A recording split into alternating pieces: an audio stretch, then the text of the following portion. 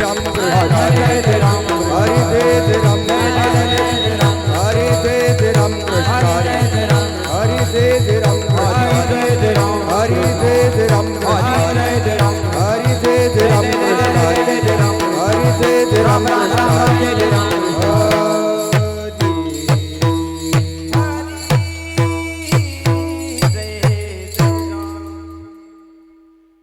रूप पाहता लोचनी सुख झाले वो साजनी साजनी सुख झाले वो साजनी सुख झाले वो साजनी साजनी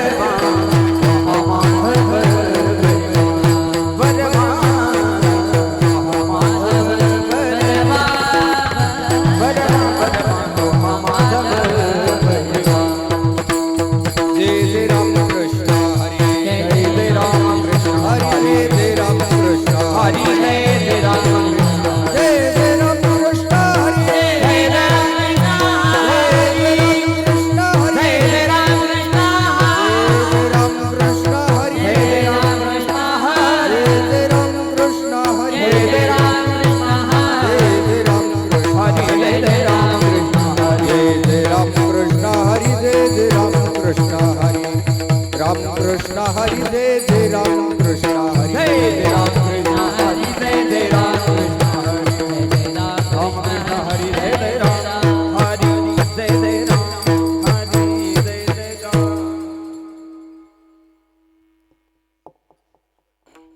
भक्ती आम्ही केली सांडोनी उद्वेग भक्ती आम्ही केली सांडोनी उद्वेग भक्ती आम्ही केली सांडोनी उद्वेग भक्ती आम्ही केली सांडोनी उद्वेग पावलो हे संग सुख याचे पावलोय संग सुख याचे पावलोय संग सुख याचे भक्ती आम्ही केली सांडोनी उद्वेग भक्ती आम्ही केली सांडोनी उद्वेग भक्ती आम्ही केली सांडोनी उद्वेग भक्ती आम्ही केली सांडोनी उद्वेग पावलो हे संग सुख याचे पावलोय संग सुख याचे पावलोय संग सुख याचे सुख आम्हा झाले दरितायाचा संग झाले दरितायाचा सुख आम्हा झाले दरितायाचा संग झाले दरितायाचा वळाले उद्वेग सांडोनिया पळाले उद्वेग सांडोनिया पळाले उद्वेग सांडोनिया तुका म्हणे बहु सुख झाले जीवा म्हणे प्रभू सुख झाले तुका म्हणे बहु सुख झाले जीवा म्हणे प्रभू सुख झाले घडली या सेवा विठोबाची घडलीया सेवा विठोबाची घडलीया सेवा विठोबाची सुख आम्हा झाले दरितायाचा संग झाले दरितायाचा सुख आम्हा झाले दरितायाचा संग झाले दरितायाचा वळाले उद्वेग सांडोनिया पळाले उद्वेग सांडोनिया पळाले उद्वेग सांडोनिया विठोबार कुमाई विठोबार कुमाई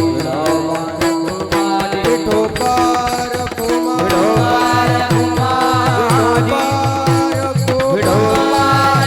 विठोबार कुमाई विठोबार कुमाई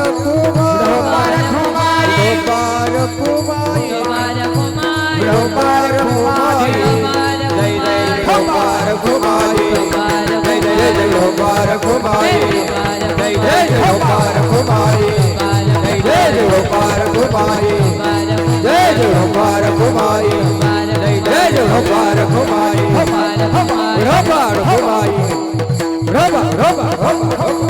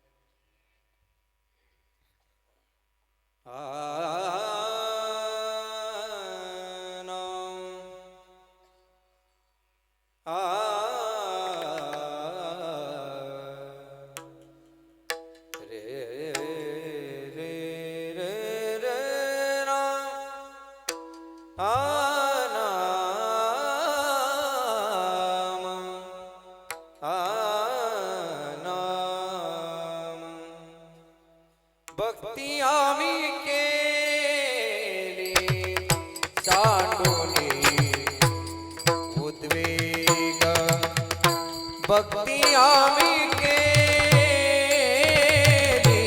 सांडोनी उद्वेग भक्ती आम्ही केली सांडोनी उद्वेग भक्ती आम्ही केली सांडोनी उद्वेग भक्ती आम्ही केली सांडोनी उद्वेग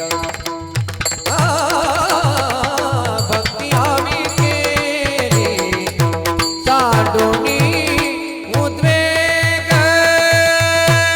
भक्ती आम्ही केली सांडोनी उद्वेग भक्ती आम्ही केली सांडोनी उद्वेग पावलोनी संग सुखयाचे पावलोनी संग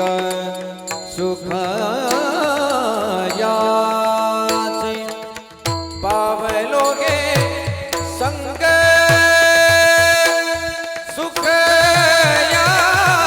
सुखयाचे पावलोगे संग सुखयाचे सुख आम्हाले दरितायाचा संग सुख आम्हाले दरितायाचा संग संग पावलो दे संग सुख यात पावलो दे संग सुख यात पावलो दे संग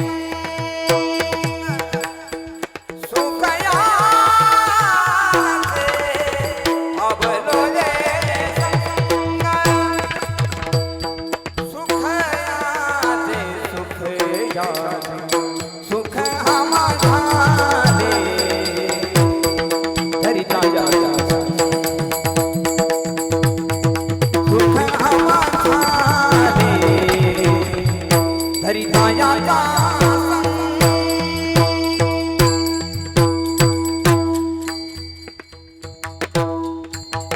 पडाले उद्वेग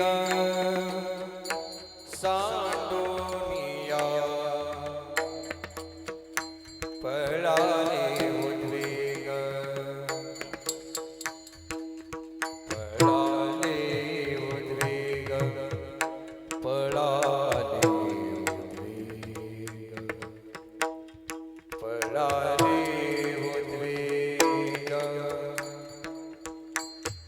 पडाले उद्वेग सांडोनिया सांडोनिया पडाले उद्वेग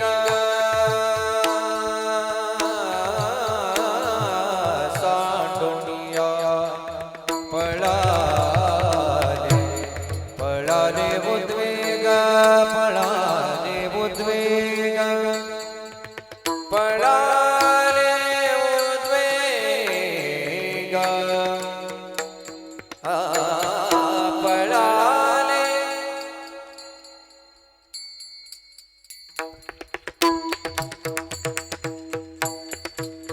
पडाले उद्वेग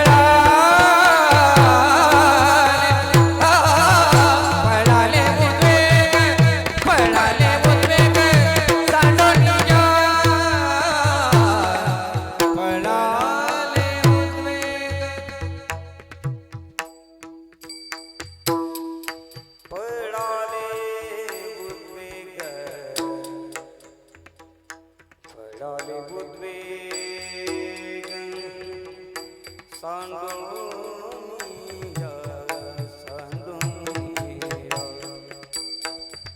फळाले उद्वेग सांडोनिया फळाले उद्वेग उद्वेग सांडोनिया पडाले उद्वेग ओ पडाले उद्वेग सांडोनिया सांडोनिया सांडोनिया पडाले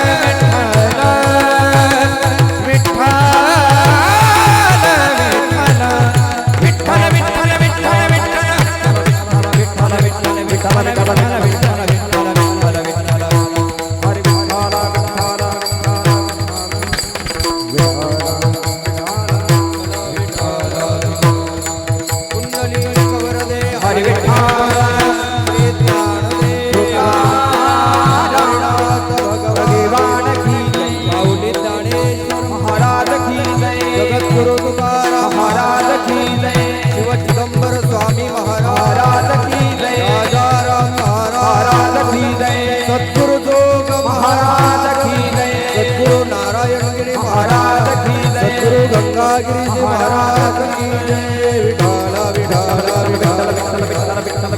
विठाला विठाला पुंडलिक वरदे हरी श्री ज्ञानदेव गंधर्वनाथ भगवान माऊली ज्ञानेश्वर महाराज सद्गुरुनाथ महाराज शिव चिदंबर स्वामी महाराज राजाराम महाराज की जय सद्गुरु गंगागिरीजी महाराज सद्गुरु नारायण महाराज की जय सद्गुरु जोग महाराज की जय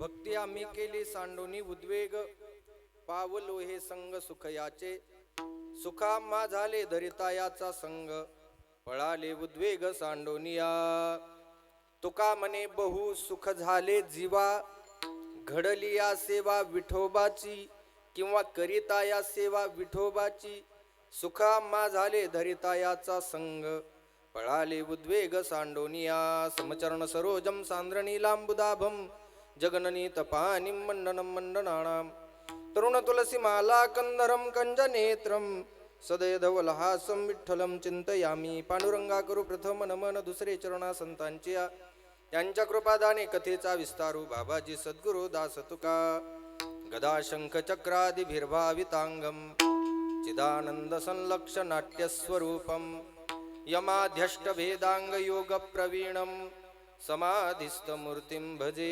ज्ञानदेवम ओम नमो ज्ञानेश्वरा करुणाकरा दयाळा तुमचा अनुग्रह लादलो पावन झालो चराचरी मी कळा कुसरे काहीच नेने बोलतो वचनाति भाविका एका जनार्दनी तुमचा दास त्याची आस पुरवावी तुमचा अनुग्रह लादलो पावन झालो चराचरी नीलांबुज श्यामल कोमलांगम सीता समारोपित वाम भागम पानव महासायक चारु चापम नमामि रामं रघुवंशनाथम मंगल भवन अमंगल हारी प्रभु सुदशरथ जेल प्यारी सीताराम चरित अति पावन मधुर सरस परमित मन भावन पुनि पुनि कीर्तनि हो सुने सुनाई जिय के प्यास बुझत न बुझाई जिय के प्यास बुझत न बुझाई संपाद्य ज्ञानंच विधाय भक्तिं विलोकितो येन समाधिराजः वैराग्यवन्तं सुविचारयुक्तं नमामि जोगं शिरसा गुरुन्तं सेवे लागी सेवक झालो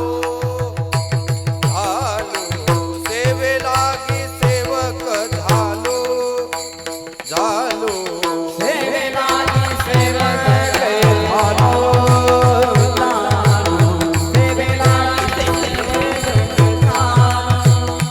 तुमच्या लागलो निज चरणा तुमच्या लागलो निज चरणा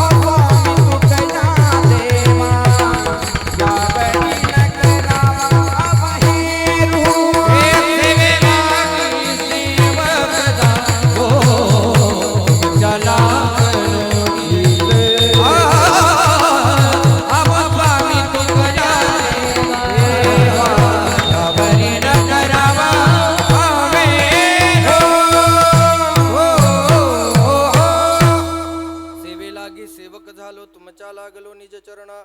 अहो स्वामी तुकया देवा यावरी न करावा अव्हेरू. मस्तक माझा पायावरी या वारकरी संतांच्या जयांचे केलिया स्मरण. होय सकळ विद्यांचे अधिकरण तेच वंदू श्री चरण श्री गुरूंचे.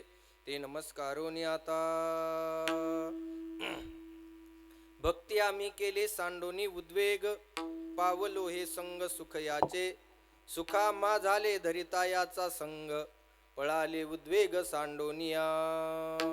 प्रस्तुत प्राप्त प्रसंगी कीर्तन रूपी सेवेकरता घेतलेला अभंग जगद्गुरु जगदवंदनीय देहूचे सुप्रसिद्ध साधू श्रीमंत श्री तुकाराम महाराजांचा तीरण चरणाचा भगवंताच्या प्राप्तीचं सुख महाराजांच्या जीवनात प्राप्त झालं त्याची अनुभूती प्रकट करणारा अभंग सेवेकरता घेतलेला आहे.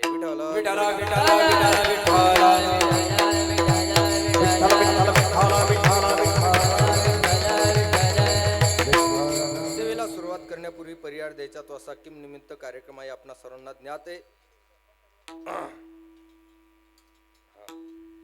पट्टा पुढं घ्या, दांडी मागे ठेवा.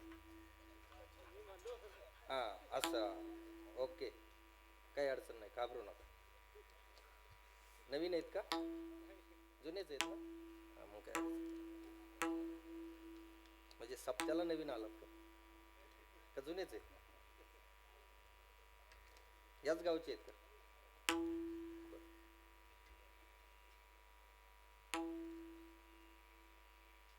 अखिल कोट पंढरीश परमात्मा सर्व साधू संत यांच्या कृपाआशीर्वादाने संत श्रेष्ठ दास राजाराम महाराज यांचा 257वा जन्मोत्सव निमित्त अखंड हरिनाम सप्ताह, त्याच पद्धतीने संत श्रेष्ठ राजाराम दास महाराज गाथा पारायण सोहळा या ठिकाणी चालू आहे.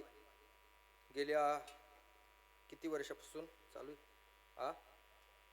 257 वर्षापासून कार्यक्रम बरेच दिवसापासून चालू आहे. महाराजांचा जन्मोत्सव हा 257वा आहे आणि महाराजांच्या जन्मोत्सवाच्या निमित्ताने या ठिकाणी हा कार्यक्रम मोठ्या प्रेमाने आनंदाने आपण सर्व मंडळी करत असतो. पंढरीश पांडुरंग परमात्म्याचा अवतार असणारे श्री शिवचिदंबर स्वामी महाराज आणि त्यांचेच पदाश्रित असणारे दास राजाराम महाराज, खऱ्या अर्थाने महाराजांचा हा इतिहास या ठिकाणी आल्याच्या नंतर समजला. सगळा इतिहास भूतकाळातला असतो, परंतु महाराजांचा इतिहास हा भविष्य काळातला आहे. त्याच्यामुळे अजून जगापुढे हा इतिहास आलेला नाही, येईल हळूहळू. कारण भविष्य लवकर काही कळत नसतं माणसाला. आयुष्य भविष्य नाही जयाची हाती, नामदेव महाराज म्हणतात. भविष्य आपल्या हातात नसतं. त्याच्यामुळे महाराजांची ज्यावेळेस गरज समाजाला पडेल, भासेल, त्यावेळेस नक्कीच तो इतिहास सुद्धा महाराजांचा समाजापुढे आल्याशिवाय राहणार नाही. आज माझं भाग्य की मला या ठिकाणी कीर्तन करण्यासाठी आपण संधी दिली उपलब्ध, मला येण्याचं भाग्य लाभलं. खऱ्या अर्थाने अशा पवित्र स्थानामध्ये कीर्तन करणं म्हणजे हे भाग्याचं लक्षण आहे. आमचे श्री हरिभक्तपरायण शुभम महाराज यांच्या माध्यमातून, सर्वच सप्ताह कमिटी यांच्या माध्यमातून या ठिकाणी या सेवेचा योग, या कीर्तनाच्या निमित्ताने उपस्थित सर्वच गुणीजन गायक वादक महाराज मंडळी या कीर्तनासाठी उपस्थित आहेत. मृदंगाची साथ करण्यासाठी सांदीपानी गुरुकुल संगमनेर या ठिकाणचे असणारे महाराष्ट्रातील नामवंत मृदंगाचार्य मृदंग अलंकार श्री हरिभक्तपरायण आमचे माऊली महाराज तांबे, त्यांचा मृदंग तुम्ही ऐकला. माऊली महाराज या ठिकाणी मृदंगाची साथ करण्यासाठी आहेत. गायनाची साथ करण्यासाठी आपल्या परिसराचं भूषण म्हणण्यापेक्षा संपूर्ण महाराष्ट्राचं भूषण असणारे श्री हरिभक्तपरायण आमच्या सांदीपनी गुरुकुलातच ज्यांचं शिक्षण झालं ते आमचे श्री हरिभक्तपरायण संगीत अलंकार शुभमजी महाराज बनकर. त्याच पद्धतीने श्री हरिभक्तपरायण आमचे सुंदर कीर्तनकार सुद्धा आहेत आणि गायनाचार्य आमचे नवनाथ महाराज गीते. त्याच पद्धतीने श्री हरिभक्तपरायण आमचे आदित्य महाराज गाडे आणि सर्वच महाराज मंडळी. आज विशेष करून या कीर्तनाला ज्यांची उपस्थिती आहे ते माझ्यावरती नितांत प्रेम करणारे श्री हरिभक्तपरायण आमचे गणेश महाराज मोरे, ते सुद्धा या ठिकाणी कार्यक्रमाला उपस्थित आहेत. सर्वच महाराज मंडळी या कार्यक्रमासाठी आवर्जून उपस्थित आहात. ज्यांची सुंदर अशी ही लहान बालगोपाळ महाराज मंडळी या कीर्तनासाठी उपस्थित आहेत. भावी महाराज ज्यांना आपण म्हणूया ते श्री संत बहिणाबाई वारकरी शिक्षण संस्था वैजापूर, त्याच पद्धतीने श्री अन्नपूर्णा माता वारकरी शिक्षण संस्था चकलांबा, कृष्णाधाम वारकरी शिक्षण संस्था भोकर या ठिकाणची ही सर्व महाराज मंडळी भावी महाराज या ठिकाणी कीर्तनासाठी उपस्थित आहेत. त्याच पद्धतीने ज्यांची कीर्तनाला विशेष अशी उपस्थिती आहे ते श्री गुरु चिदंबर दीक्षित स्वामी महाराज, श्री हरिभक्तपरायण कैलास महाराज परदेशी, श्री हरिभक्तपरायण केशव महाराज शिंदे महाराजांचं काय नाव, हां आत्माराम महाराज. आळंदीमध्ये आमची भेट होती, परंतु नावाचा परिचय नाही. आमचे हरिभक्तपरायण आत्माराम महाराजसुद्धा या कीर्तनासाठी उपस्थित आहेत. आणि सर्वच महाराज मंडळी, आता सगळ्यांचा काही नामोल्लेख म्हणजे नाव माहीत नाही मला, परंतु खूप सुंदर अशी तुम्ही सर्व मंडळी या कार्यक्रमासाठी उपस्थित आहात. ज्यांची सुंदर अशी साऊंड सिस्टीम आहे ते आमचे मौनगिरी साऊंड सिस्टीम पोहेगाव या ठिकाणचे असणारे, त्यांचेसुद्धा मी या ठिकाणी आभार मानतो. सुंदर असा मंडप आहे, सुंदर विणेकरी आहेत, सुंदर असे 2 चोपदार पण आहेत ना, हां आहेत म्हणून. आणि आपण सर्व मंडळी या कार्यक्रमासाठी उपस्थित आहात. सुंदर असा हा उत्सव आहे. जगद्गुरु तुकोबारायांच्या बीजेच्या पूर्वसंध्येला आपण सर्व मंडळी या ठिकाणी उपस्थित आहोत. उद्या महाराजांची बीज आहे, अर्थात जगद्गुरु तुकोबारायांचं सदेह वैकुंठ गमन सोहळा उद्या आपण साजरा करणार आहोत. आणि महाराजांचा जन्मोत्सव सुद्धा उद्याच्याच दिवशी. आपण वाक्य खूप सुंदर लिहिलंय, तेव्हा होतो तुकाराम आणि आता झालो राजाराम. म्हणजे तेव्हा महाराज होते. नामदेव महाराजांची ही परंपरा, नामदेव महाराजांनी जी शतकोटी अभंगाची संख्या करण्याची प्रतिज्ञा केली होती, तीच प्रतिज्ञा नामदेव महाराजांनी केली. नामदेव महाराजांनी अभंग केले. नामदेव महाराजांच्या घरातील 14 जण होते, त्या 14 जणांनी सुद्धा अभंग पूर्ण केले, परंतु वयाची मर्यादा, कालाची मर्यादा म्हणून महाराजांकडून अभंग पूर्ण झाले नाही. आणि म्हणून तोच नामदेव महाराजांचा अवतार जगद्गुरु तुकोबाराय झाले महाराज. जगद्गुरु तुका अवतार नामयाचा जगद्गुरु तुकोबाराय आले आणि जगद्गुरु तुकोबारायांनी ती अभंगाची गाथा पुढे केली. महाराजांनी अभंगाची गाथा लिहिली, परंतु त्याच्याही पुढे, महाराजांच्याही पुढे नंतर त्या गाथेचं कार्य करण्याचं काम श्री हरिभक्तपरायण राजाराम महाराजांनी केलं. त्यांच्या हस्तलिखितामध्ये मराठीमध्ये आजही त्यांचा जो ठेवा आहे, तो अभंग गाथेचा ठेवा, ह्या सर्व त्यांच्या पिढीकडे तो त्यांनी चांगल्या प्रकारे जतन करून ठेवलेला आहे. आणि ही आपली संस्कृती आहे, हा आपला ठेवा आहे, आणि तो ठेवा आपण जतन करणं हे आपलं काम आहे. विठ्ठल विठ्ठल विठ्ठल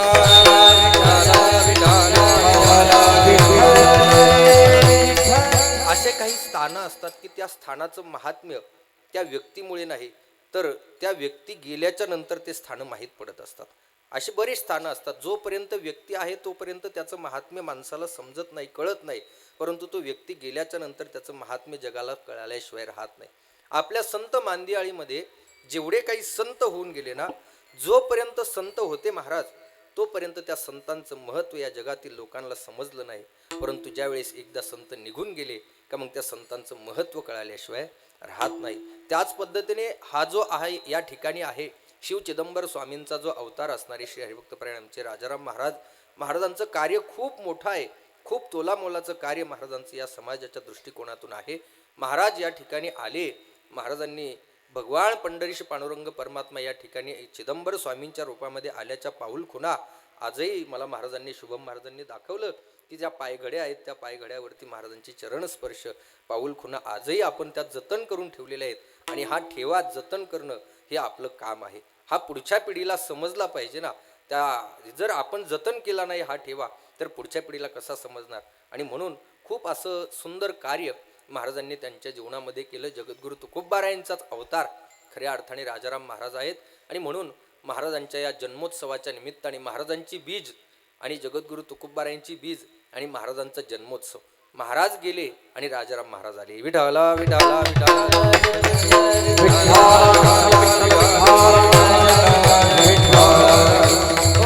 आणि म्हणून सुंदर असं हे पवित्र स्थान आहे. आणि या स्थानामध्ये या कीर्तनाच्या निमित्ताने आपण सर्व मंडळी या ठिकाणी उपस्थित आहोत. सुंदर असं वातावरण आहे. कीर्तनासाठी जो अभंग आपल्या पुढे गाऊन दाखवला तो जगद्गुरु श्री संत तुकोबारायांचा आहे. महाराज या अभंगाच्या माध्यमातून आम्ही आमच्या जीवनामध्ये केलं काय आणि त्याचा परिणाम आमच्या जीवनामध्ये झाला काय याचं वर्णन करतात. पहा, हा संसार आहे आणि या संसारामध्ये प्रत्येक जो मनुष्य आहे ना, तो प्रत्येक मनुष्य धडपड करतो. प्रत्येक मनुष्य पळतोय. कशासाठी पळतो? आम्ही रात्रंदिवस पळतो. सकाळी उठल्यापासून संध्याकाळी झोपेपर्यंत आणि जन्माला आल्यापासून ते मरेपर्यंत माणसाची धावपळ कशासाठी चालू आहे? फक्त कशासाठी चालू आहे? फक्त सुखासाठीच चालू आहे. सुखासाठी माणसं पळतात महाराज. किती पळतात, किती पळतात, किती पळतात. सांगू, माणसं या संसारामध्ये तुम्ही मुंबईला जर कधी गेले, महाराज आहेत मुंबईचे, महाराजांना माहिती आहे मुंबईचं जीवन, लोकलचं जीवन कसं आहे महाराज. एक क्षणाचा विलंब झाला तरी ती लोकल लगेच निघून जाते. एवढं धावपळीचं जीवन आहे मुंबईतलं, एवढं धावपळीचं. कशासाठी धावपळ करता येईल? या धावपळीचं कारण काय? या धावपळीचं कारण दुसरं तिसरं काहीच नाही महाराज. रामकृष्ण. विठ्ठल विठ्ठल विठ्ठल विठ्ठल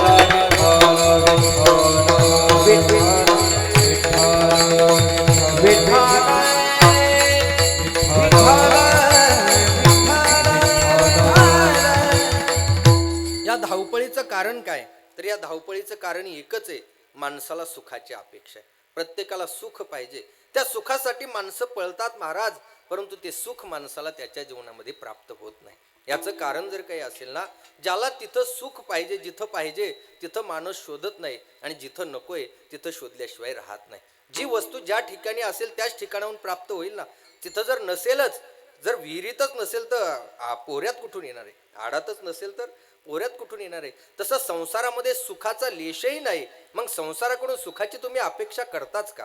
सांगू, महाराज म्हणतात या संसारात सुख आहे, संसारात सुख नाही असं नाही, परंतु या संसारात सुख कसं आहे माहिती आहे का? महाराज म्हणतात, किंचित सुखाचा धरिला अभिलाष, तेने झाला नाश बहु पुढे. संसारातलं सुख हे अत्यंत थोडे आहे महाराज. किती थोडे? महाराज म्हणतात, जगद्गुरु तुकोबार यांनी सांगितलंय, महाराज म्हणतात सुख फक्त जवसासारखे. दुःख पर्वताये वळणे हो, दुःख पर्वताये वळणे, दुःख पर्वताये वळणे हो, दुःख पर्वताये वळणे.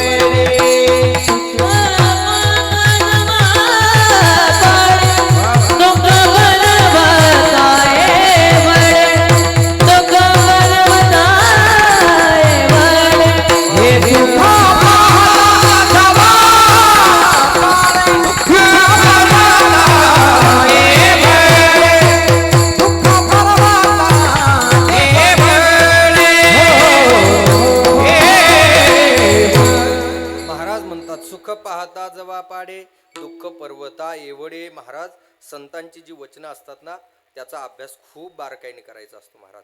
महाराजांची कल्पनाशक्ती किती सुंदर आहे पहा. महाराजांनी संसारातील सुखाला उपमा देत असताना कशाची दिली हो? जवसाची. जवस, आपण सर्व शेतकरी मंडळी आहोत महाराज. जवस माहिती आहे आपल्याला केवढं असतं? एवढं मोठं. केवढं असतं जवस? अत्यंत छोटं असतं महाराज, अत्यंत बारीक असतं महाराज. सांगू, याच्याही पुढं महाराजांची कल्पनाशक्ती किती सुंदर आहे. महाराज म्हणतात, ते जवस जर तुम्ही एक हातात घेण्याचा प्रयत्न केला ना, एक तर ते एक हातात येत नाही, कारण ते तेवढं गुळगुळीत असतं. तुम्ही जर एक हातात घ्यायला गेले ना, ते लगेच तुमच्या हातातून निसटतं. तसं या संसारातलं सुख आहे महाराज. सुख म्हणता म्हणता दुःख येतं. विठ्ठल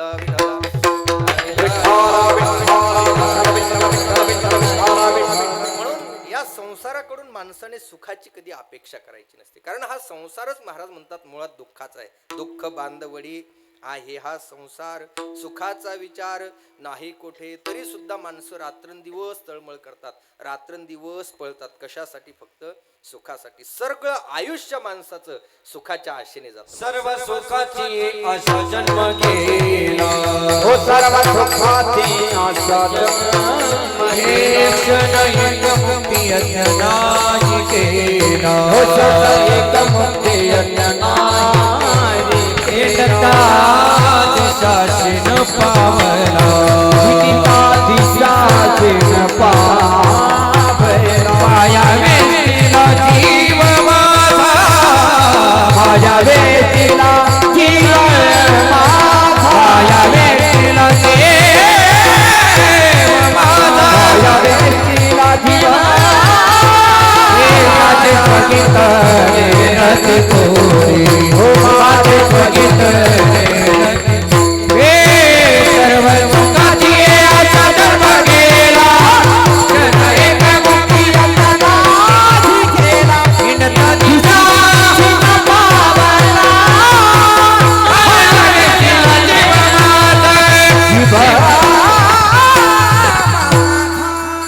वा, एकदा टाळी वाजवा यांच्यासाठी जोरदार.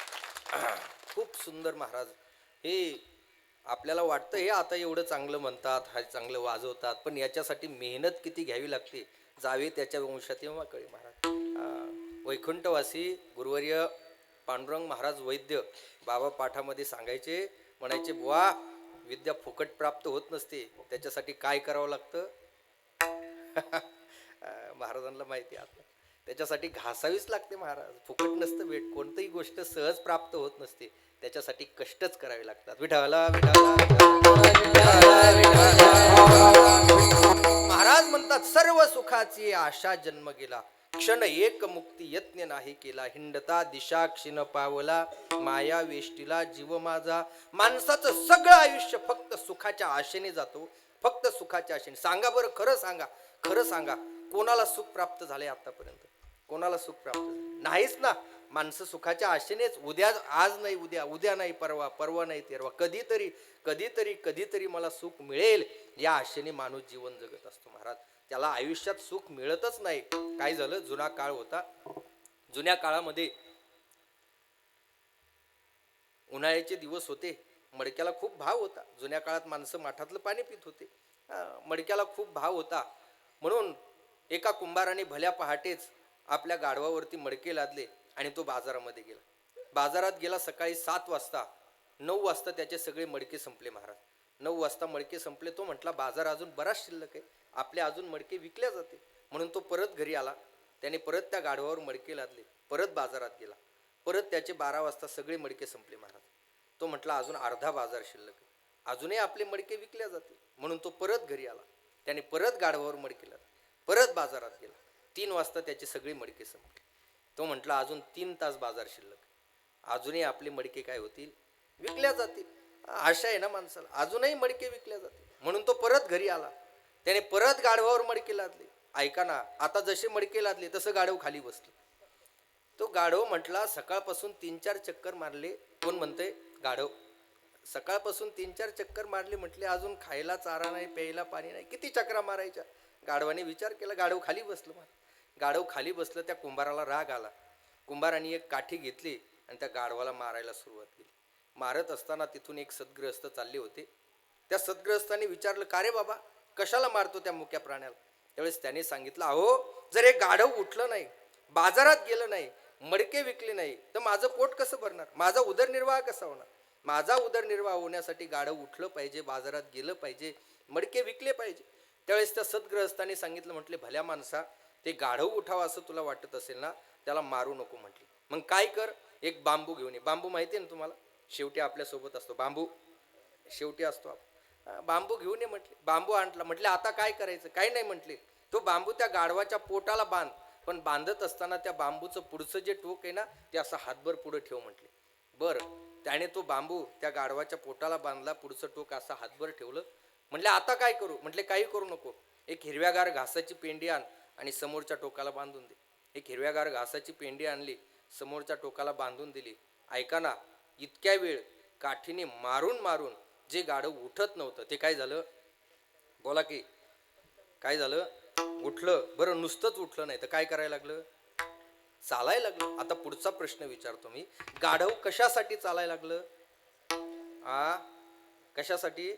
चाऱ्यासाठी. आता पुढचा प्रश्न खूप महत्वाचा आहे. मला सांगा बरं, किती दिवस चाललं म्हणजे त्या गाढवाला तो चारा मिळेल? तुम्हाला असं वाटतं का मी हे सगळं गाढवाचंच सांगतो?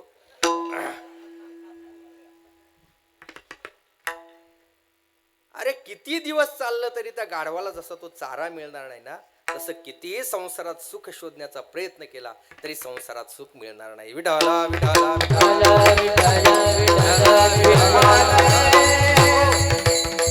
अहो महाराज, सुख नाही संसारामध्ये, पण तुम्ही तर सुखामध्ये आहात.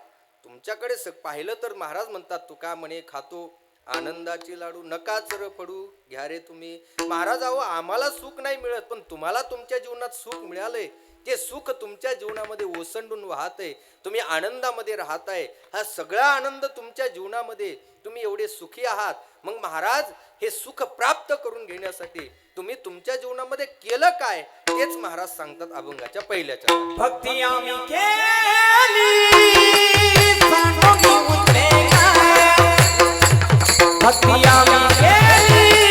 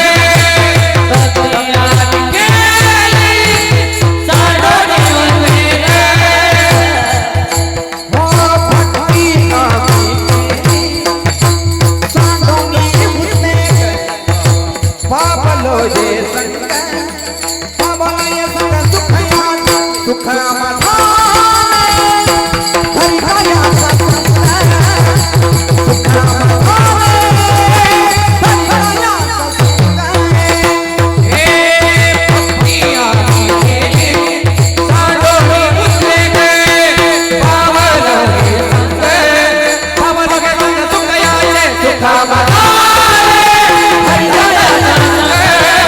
हो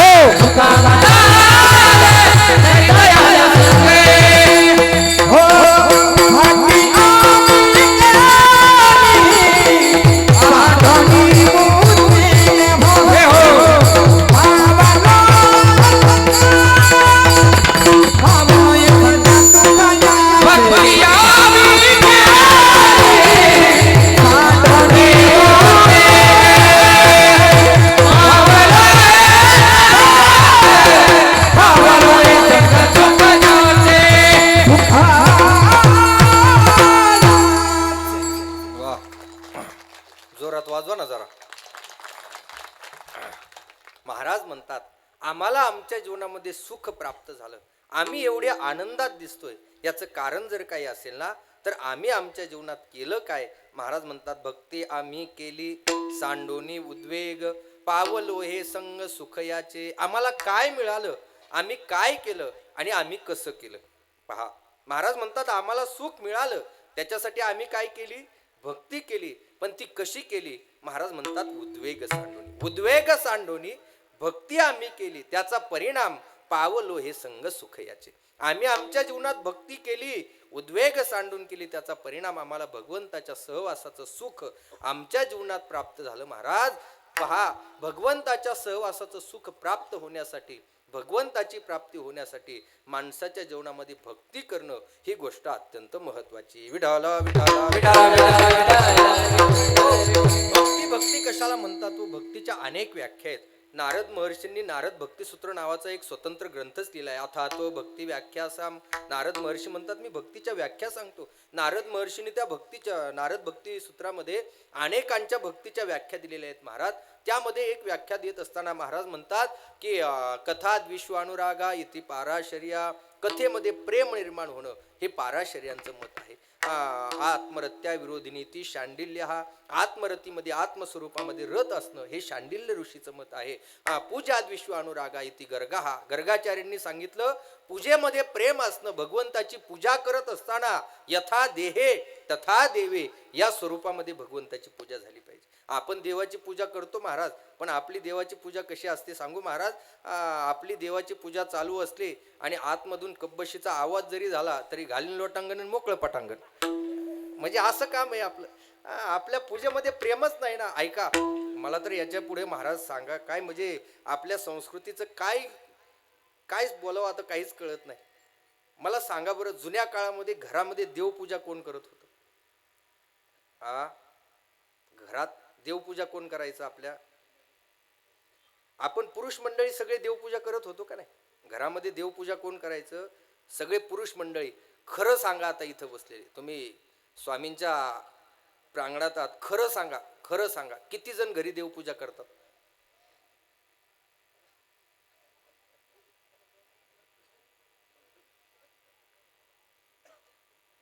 आणि महिला मंडळ किती करतात पूजा घरी. म्हणजे यांच्यापेक्षा 2 हात तुमचेच जास्त आहेत महाराज. यांनी तर पूजा सोडूनच दिल्या, महिला मंडळीकडे पूजा दिली महाराज. महिला मंडळी सुद्धा कामातून वेळ भेटला तर त्या देवाला पूजा, नाहीतर मग कधीतरी सणावारालाच फक्त त्याच्यावर पाणी ओततात, दुसरं काहीच नाही महाराज. ही आपली पूजा आहे, कसा देव भेटणार आपल्याला. अशी भक्ती नाही. भक्ती करायची तर कधीतरी वृंदावनामध्ये जा महाराज. वृंदावनातले लोक कशी भक्ती करतात, यथा देहे तथा देवे. ज्या पद्धतीने तुम्ही देहाचे उपचार करताना त्याच पद्धतीने देवाचे उपचार करणं. विठाला विठाला स्वामी अखंडानंद सरस्वतींनी एक प्रसंग सांगितला होता. काय झालं, एक माणूस देवाची पूजा करायचा, रोज गणपतीची पूजा करायचा. गणपतीची पूजा करत असताना त्याला भगवंताची भेट व्हावी, भगवान परमात्मा गणपती प्रसन्न व्हावे म्हणून तो रोज भगवंताची पूजा करायचा. परंतु इतक्या दिवस पूजा करूनही शेवटी भगवान परमात्मा काय, आता ते पूजा करायची देवाची प्राप्ती व्हावी म्हणून करायचा, पूजा करायची म्हणून करायचा. खरंच देव आहे या भावनेतून तो कधी पूजा करत नव्हता. पूजा करत होता परंतु त्याला काही गणपती बाप्पा प्रसन्न होईनात. शेवटी त्याला राग आला, वैताग आला आणि त्याने काय केलं, तो गणपती होता ना त्या गणपतीला उचललं आणि वरती कोनाड्यात ठेवून दिलं. कोनाड्यात ठेवून दिलं. खाली बाकीचे देव होते त्यांची पूजा करत होता. पण पूजा करत असताना तो म्हटला की आता आपण सगळी पूजा करतोय, परंतु ही अगरबत्ती देवाला ओवाळली ना, ती अगरबत्ती तिथं लावली. तो म्हटला हा वास अगरबत्तीचा गणपतीला सुद्धा गेला नाही पाहिजे. हा वास वरच्या कोनाड्यात गणपती ठेवलाय ना, त्याला सुद्धा गेला नाही पाहिजे. म्हणून त्याने काय केलं, जवळच गुळाचा खडा नैवेद्यासाठी आणला होता. त्याने तो गुळाचा खडा घेतला आणि गणपतीच्या सोंडेमध्ये कोंबला. गणपतीच्या सोंडेत कोंबला तसा गणपती हसायला लागला. गणपती हसायला लागला. त्यावर तो म्हटला इतक्या दिवस झालं मी पूजा करतोय म्हटले तुझी, आजपर्यंत कधी हसला नाही आणि आजच तू मला, मी तुझ्या नाकात गुळाचा खडा कोंबला तर तू हसायला लागला. त्यावेळेस त्या गणपतीने उत्तर दिलं. तो म्हटला बाबा इतक्या दिवस तू फक्त मूर्ती म्हणून पूजा करत होता, आज तू मला सजीव म्हणून माझ्या नाकाच्या सोंडीत गुळाचा खडा खोसला ना, त्यामुळे मी आज हसलो. म्हणजे पूजा करत असताना ती मूर्ती म्हणून कधी पूजा करायची नसते. पूजा करत असताना तो प्रत्यक्ष भगवंत आहे म्हणून त्याची पूजा करायची असते. विठाला विठाला विठाला म्हणून पूजात विश्व अनुरागा इति गर्गा. गर्गाचार्यांनी मत सांगितलं, पाराशर्यांनी मत सांगितलं, शांडिल्य ऋषीने मत सांगितलं. त्यावेळेस नारदांना विचारलं, म्हटले का हो तुम्ही भक्ती कशाला म्हणता, तुम्ही भक्तीची व्याख्या सांगा ना. त्यावेळेस नारद महर्षींनी सांगितलं, नारदस्तु तद अर्पिता अखिलाचारिता तद विस्मरणे परम व्याकुलता. याला खऱ्या अर्थाने नारद महर्षी भक्ती म्हणतात. नारदस्तु तद अर्पिता, सगळ्या वस्तू भगवंताला अर्पण करणं, अखिलाचारिता सगळे उपचार भगवंतासाठी करणं, आणि तद विस्मरणे परम व्याकुलता, भगवंताच्या विराहातला एक एक क्षण एका एका युगासारखा वाटणं, याला खऱ्या अर्थाने भक्ती म्हणतात. महाराज लक्ष द्या बरं का, माऊली ज्ञानेश्वरी मध्ये लिहितात, कै ये बिरडे फिटेल कै तो स्वामी भेटेल, युगाहुनी वडील निमिषमानी, एक एक क्षण एका एका युगासारखा वाटणं, याला खरी भक्ती म्हणतात. वाक्य थोडं लक्ष देऊन ऐका बरं का. भगवंताच्या विरहातला एक एक क्षण एका एका युगासारखा वाटणं, आणि उलट वाक्य करतो, भगवंताच्या सहवासातलं एक एक युग एका एका क्षणासारखं वाटणं, याला खरी भक्ती म्हणतात. महाराज याला खरी भक्ती म्हणतात. अशी भक्तीची व्याख्या आहे. अशी भक्ती वाटली. कोणाला वाटतं बरं भगवान परमात्मा का? त्यावेळेस नारदांना विचारलं की बुवा तुम्ही ही भक्तीची व्याख्या सांगितली, पण याच्यासाठी आम्हाला काही उदाहरण द्या ना. उदाहरणाने सिद्ध होईल ना, सिद्धांत तुम्ही सांगितला पण त्याच्यासाठी उदाहरण पण पाहिजे ना. त्यावेळेस नारदांनी तिथं उदाहरण दिलेले नारद भक्ती सूत्रात. नारद महर्षी म्हणतात, यथा व्रज गोपिकानाम. नारदांनी गोकुळातील गोपिकेंचं उदाहरण दिलंय. त्या गोपिकेंची भक्ती किती सूक्ष्म होती महाराज, गोपिकेंची भक्ती किती सुंदर होती महाराज. ऐका, ज्यावेळेस भगवान परमात्मा एक दिवस जेवायला बसले, आणि जेवायला बसल्याच्या नंतर देवकी मातेने ताटामध्ये माखन मिश्री वाढली. भगवान परमात्म्याने ताट पाहिलं, भगवंताने ताट बाजूला सरकवलं, भगवान परमात्मा बाजूला उभे राहिले. बाजूला उभे राहिल्याच्या नंतर त्या ठिकाणी उद्धव आला, आणि उद्धवाला विचारलं, उद्धवाने भगवंताला विचारलं, देवा असं जेवत्या ताटावून उठणं बरं नाही, कशासाठी बाजूला झालात, कशासाठी बाजूला झालात. त्यावेळेस भगवंताने सांगितलं, आज माझ्या देवकी मातेने माझ्या ताटामध्ये माखन मिश्री वाढली ना, त्यामुळे मला माझ्या यशोदा मैयाची आणि गोकुळातील गोपिकेंची आठवण झाली. गोकुळातील गोपिकेंची आठवण झाली. त्यावेळेस भगवान परमात्मा त्या उद्धवाला सांगतात, उद्धवा एक काम कर म्हटले. माझं काय काम कर, गोकुळामध्ये जा आणि माझ्या गोपिकेंचं काय चाललंय तेवढं बघून ये. याच्या अगोदरचा प्रसंग असा होता, ज्यावेळेस भगवंताला नेण्यासाठी अक्रूर आला होता ना, त्यावेळेस सगळ्या गोपिका भगवंताच्या समोर उभ्या होत्या, आणि सगळ्या गोपिका यशोदा मैयाला विचारत होत्या, मैया कान्हा दिसत नाही, कृष्ण दिसत नाही, भगवान कुठे आज बाहेर जाणार आहेत का. त्यावेळेस यशोदा मैयाने सांगितलं, भगवान परमात्मा आज गोकुळ सोडून मथुरेमध्ये जाणार आहेत. त्यावेळेस सगळ्या गोपिकेंनी सांगितलं, कोण आले घेण्यासाठी. त्यावेळेस त्यांच्या पुढे एकच एक व्यक्ती होती, तो म्हणजे अक्रूर. आणि सगळ्या गवळणी त्या अक्रूराची विनंती करत होत्या, अक्रूरा भगवंताला नेऊ नको रे, नको नेऊ भगवान,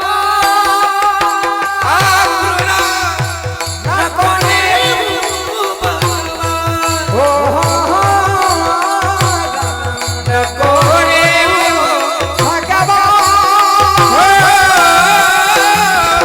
नको नेऊ भगवान. वृंदावनीच्या सकळ जनाला, वृंदावनीच्या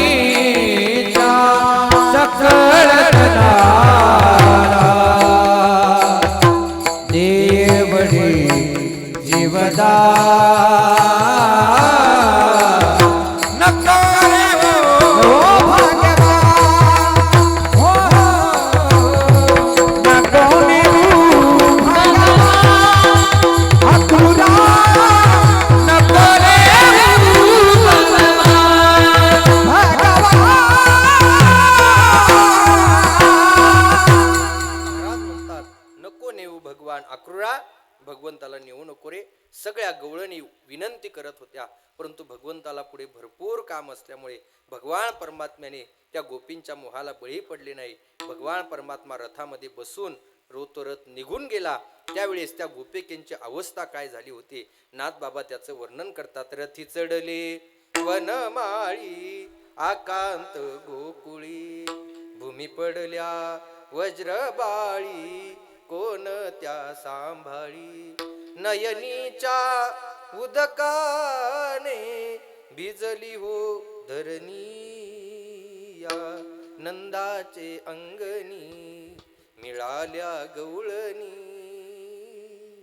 त्या गोपिका भगवंताच्या विरहात एवढ्या रडल्या, एवढ्या रडल्या, एवढ्या रडल्या. किती रडल्या. ती जी माती होती ती माती पाण्याने नाही तर गोपिकेंच्या डोळ्यातील आसवांनी ओली झाली होती. एवढ्या गोपिका भगवंताच्या विरहात रडल्या, एवढ्या रडल्या होत्या. ऐका बरं का, कधीतरी कधीतरी देवासाठी 2 थेंब आपल्या डोळ्यात आले पाहिजेत, आले पाहिजे. सांगू मोरारी बापूंचं एक वाक्य. मोरारी बापूंनी सांगितलं होतं, बेवजह आपके आंखों में आंसू आ जाए तो समझ लेना आपकी भक्ति भगवान तक पहुंच गई. मोठ्यांची वाक्य, मोठ्यांचं मोठं. विनाकारण जर कधी निवांत बसलेले असताना डोळ्यामध्ये 2 थेंब जर आले ना तर समजून जायचं गड्या आपण केलेला परमार्थ देवापर्यंत पोहोचला, देवापर्यंत पोहोचला. देवासाठी रडलं पाहिजे. आपण संसारासाठी रडतो महाराज, काय उपयोग होतो? काहीच उपयोग होत नाही. कधीतरी देवासाठी रडून पहा ना, तो नक्कीच भेटल्याशिवाय राहणार, नक्कीच भेटल्याशिवाय राहणार. गोपिका भगवंताच्या विरहात रडल्या. भगवान परमात्मा निघून गेले. देवकी मातेने जेवायला वाढलं. भगवंताने ताट बाजूला सारलं. उद्धवाला सांगितलं, उद्धवा माझ्या आईने माझ्या समोर आज माखन मिश्री दिली ना म्हणून मला रडायला आलं. एक काम कर म्हटले, गोकुळात जा आणि माझ्या गोपिकेंचं काय चाललंय तेवढं बघून. म्हणून उद्धवजीला जरा हे काम हलकं वाटलं, कारण उद्धव ज्ञानी होते. उद्धव म्हटले काय सांगितलं मला, पण भगवंताची आज्ञा होती. उद्धवजी गोकुळामध्ये आले. गोकुळामध्ये आले. दुरूनच ज्यावेळेस एका गोपीने पाहिलं त्यावेळेस ते गोपीने राधेला सांगितलं, म्हटलं राधे बघ आलाय तो, आलाय तो. राधेने फक्त मान वरती केली आणि पाहिलं आणि राधेने लगेच मान खाली केली आणि सांगितलं तो नाही म्हटले, दुसराच कोणीतरी. अरे बघ त्याच्यासारखेच हात आहेत, त्याच्यासारखीच मान आहे, त्याच्यासारखेच केस आहेत, त्याच्यासारखाच चेहरा दिसतोय, तोच आहे ना. त्यावेळेस राधेने दिलेलं उत्तर खूप सुंदर आहे. राधा म्हटली तो नाही, तो जर असताना मान खाली घालून आला असता, हा मान वर करून आलाय कोणीतरी अभिमानी देवाने आपल्याकडे पाठवलं, कोणीतरी अभिमानी देवाने आपल्याकडे पाठवलं. ज्यावेळेस उद्धव आला आणि उद्धवाने सगळ्या गोपिकेंना समजून सांगण्याचा प्रयत्न केला त्यावेळेस गोपिका होत्या महाराज, काय त्यांची भक्ती होती. गोपिका तर समजल्याच नाही. शेवटी तो उद्धवच गोपिकेंच्या भक्तीमध्ये प्रेमामध्ये पागल झाला. उद्धव म्हणला त्यांना का भगवान परमात्मा सगळीकडे, मग तो तुमच्या अंतःकरणात पण आहे ना, तुमच्या मनात सुद्धा आहे ना.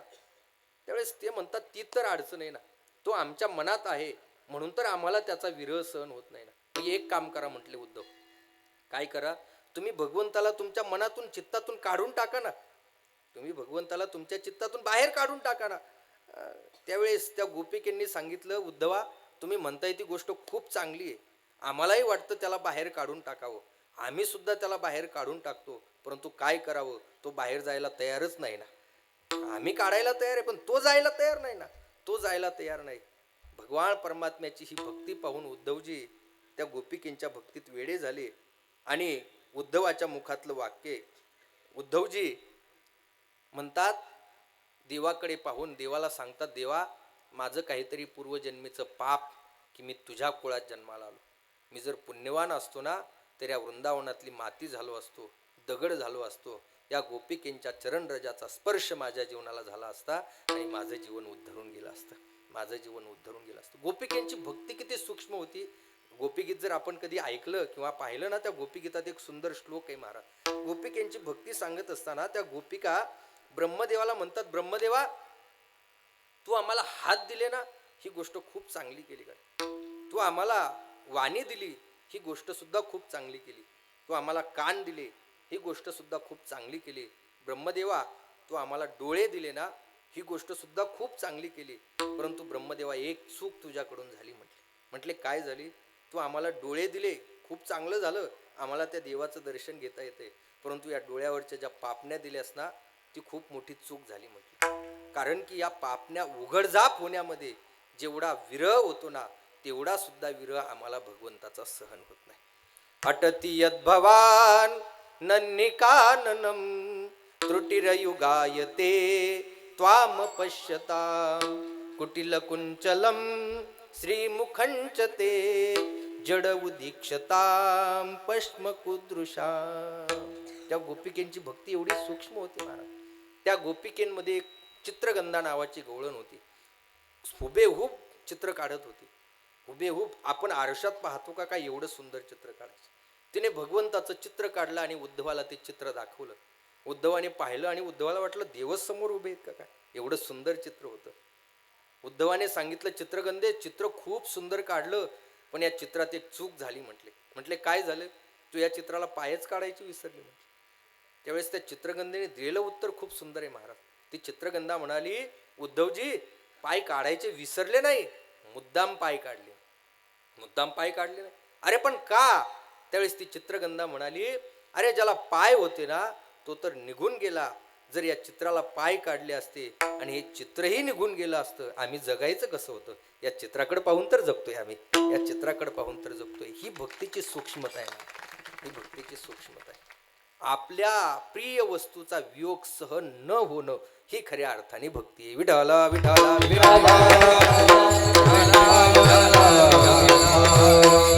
तद्विस्मरणे परम व्याकुलता ही खऱ्या अर्थाने भक्ती. अशी भक्ती माणसाच्या जीवनात घडली पाहिजे महाराज.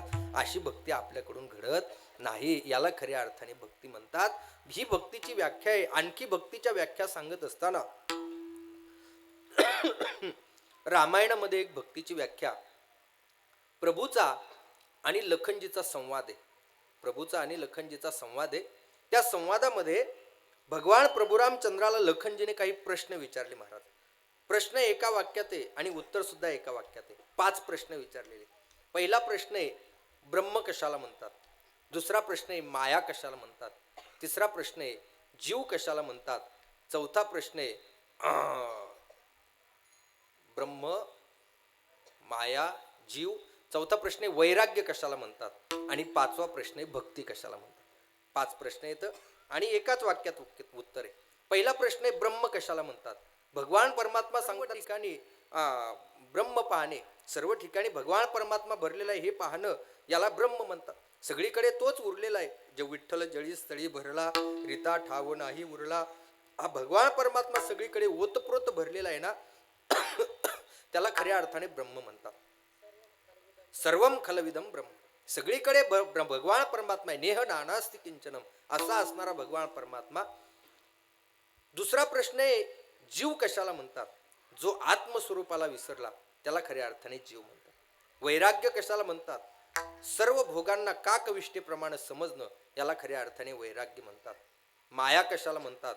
मी आणि माझं एवढंच जो जाणतो त्याला माया म्हणतात. मी आणि माझं एवढंच जो जाणतो ना त्याला माया म्हणतात.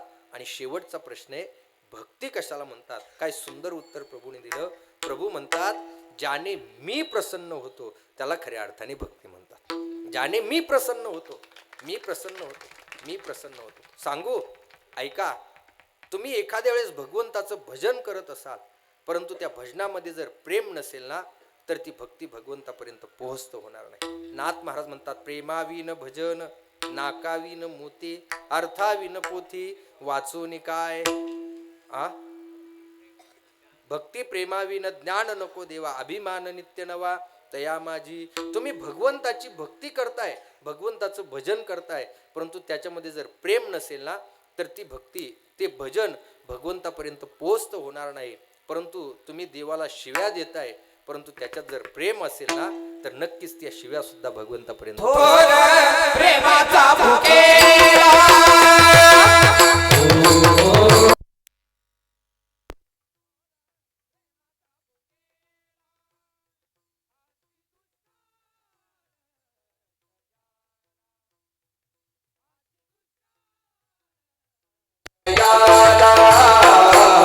हो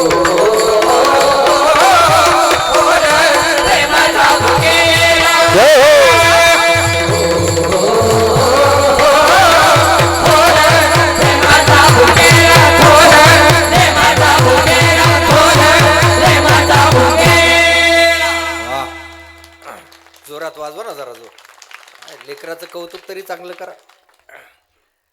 काय टायमिंग आहे पाहिलं ना त्यांचं. दोघांची जोडी म्हणजे महाराष्ट्रातली फेमस जोडी आहे महाराज ही. आमचे शुभम महाराज आणि नवनाथ महाराज, आणि आता त्यांच्या जोडीला आमचे माऊली महाराज आले. तर चांगली वा. ज्याने मी प्रसन्न होतो त्याला भक्ती म्हणतात. थोर प्रेमाचा भोकेला हाची दुष्काळ त्याला. ज्याने मी, तुमच्या भगवंताच्या भक्तीमध्ये प्रेम असेल ना, प्रेम नसेल तर ती भक्ती पोहोचत होत नाही. सांगू एक दृष्टांत सांगतो पहा. काय झालं, गंगाखेडहून जनाबाई आपल्या वडिलांसोबत पंढरपूरच्या वारीला निघाल्या.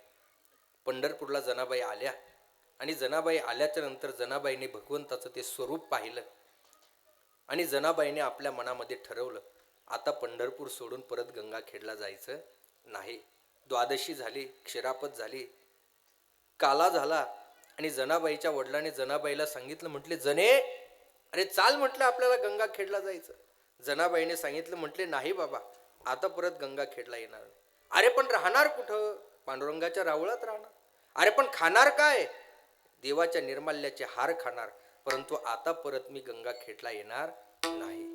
पंढरीच्या पेठे मांडियेले पाल, पंढरीच्या पेठे मांडियेले पाल, मनगटावरी तेल घाला तुम्ही, डोईचा पदर आला खांद्यावरी, डोईचा पदर आला खांद्यावरी. जनाबाईने सांगितलं, आता नाही, आता नाही, आता इथंच राहणार. जनाबाईला समजून सांगितलं पण जनाबाईने ऐकलं नाही. शेवटी भगवंताच्या हवाली जनाबाईच्या वडिलांनी केलं. जनाबाईचे वडील निघून गेले. 2-4 दिवस झालं. दामा शेट्टीने पाहिलं आणि दामा शेट्टीने विचारलं, म्हणलं काय ग पुरी, कुठली आहे तू? बाबा मी गंगाखेडची. काय नाव तुझं? जना म्हणतात मला. अगं राहती कुठं? पांडुरंगाच्या रावळात राहते. अरे खाती काय? देवाच्या निर्माल्याचे हार खाते. अरे किती दिवस राहणार इथं? बाबा आयुष्यभर इथंच राहणार, आता इथंच राहणार. घरी जायचं नाही? नाही बाबा, नाही जायचं, इथंच राहायचंय. त्यावेळेस दामा शेट्टींनी सांगितलं, पुरी इथंच राहणार आहे, देवाच्या रावळात राहती, निर्माल्याचे हार खाती. एक काम कर म्हटले, माझ्या घरी चाल, माझ्या घरी राहा. त्यावेळेस तिने सांगितलं, बाबा तुमच्या घरी येईल म्हटले, परंतु एका अटीवर येईल तुमच्या घरी. मला रोज भगवंताच्या दर्शनासाठी तुम्ही मंदिरात येऊ दिलं पाहिजे. म्हटले काही अडचण नाही, आमचा नामदेव येतोच, त्याच्यासोबत येत जा दर्शनाला, येत जा म्हटले. जनाबाईला घरी आणलं. म्हटले काम करावं लागेल. म्हटले बाबा काम करील ना, परंतु मला देवाचं दर्शन झालं पाहिजे. जनाबाईवर पहिली जबाबदारी दिली गोवऱ्या वेचण्याची. ते काम अत्यंत प्रामाणिक केलं माझ्या जनाबाईने, म्हणून कामात प्रमोशन झालं. पाणी भरण्याची जबाबदारी दिली, तेही काम प्रामाणिकपणे केलं, कामात प्रमोशन झालं. आणि जनाबाईला आता दळण दळण्याचं काम दिलं. जुन्या काळामध्ये जात्यावरती दळण दळल्या जात होतं महाराज, जात्यावरती दळण दळायचे. आता का जातेच राहिले नाहीत महाराज. सांगू का, त्या जात्याने त्याचं नाव सुद्धा सार्थ केलं. जात जात ते राहतच नाही, जात आता घराघरात जातेच राहिली नाही. जुन्या काळामध्ये सारवलेलं राहायचं, तिथं जातं कुठेतरी कोपऱ्यात राहायचं, परंतु आता जाते राहिलेच नाही. आता सगळा रेडीमेडचा जमाना आलाय महाराज, रेडीमेडचा जमाना आहे, आता काही राहिलं नाही. त्या जात्याची जागा निघून गेली. 14 माणसाचं कुटुंब होतं. जनाबाईने भल्या पहाटे उठावं, त्या जात्याचा खुंटा बळकट करावा आणि दळण दळण्यासाठी बसावं. आणि दळण दळत असताना जनाबाईने पंढरीच्या पांडुरंगाला आवाज द्यावा. काय म्हणावं?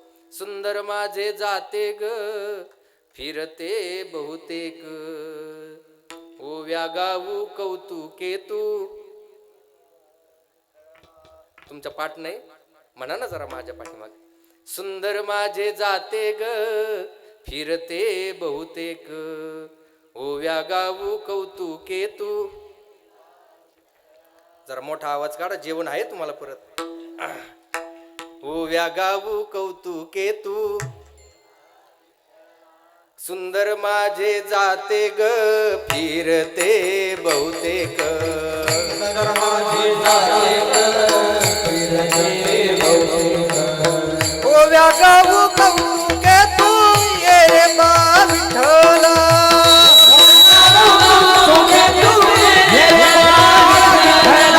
ओव्या गाऊ कौतुके तू ये रे बा विठ्ठला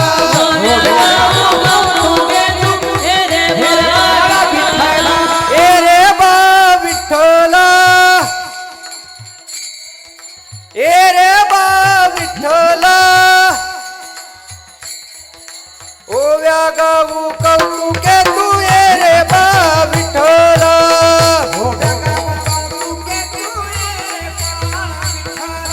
सासू आणि सासरा मागे म्हणा सासू आणि सासरा त्यांचा घरात नाही आसरा सासऱ्यांनो ऐका सासू आणि सासरा धीर तो तिसरा ओव्या गाऊ प्रकार तू ये रे बा विठ्ठला ओव्या गाऊ प्रकार तू ये रे बा विठ्ठला ओव्या गाऊ कौतुके तू ये रे बा विठ्ठला ओव्या गाऊ कौतुके तू ये रे बा विठ्ठला